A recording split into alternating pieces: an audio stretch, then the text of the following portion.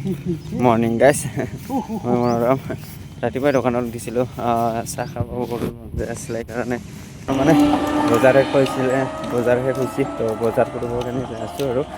যিহেতু কালি আৰু বজাৰত যোৱা নহ'লে আৰু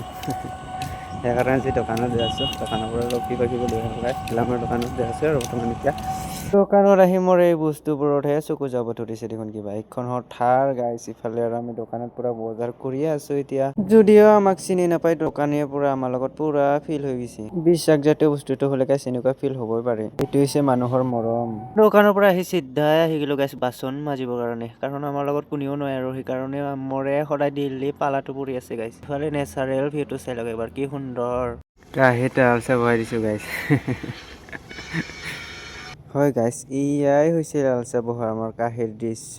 উপায় নাই গাইছ এনেকৈয়ে খাব লাগিব আজি বাৰু আজি বিচিনাতে লাল চাহটো খাই আজি মিনি ব্লগ এইখিনিতে সামৰিলোঁ আৰু গাইছ বাই বাই নেক্সট ভিডিঅ' লগ পাম বাৰু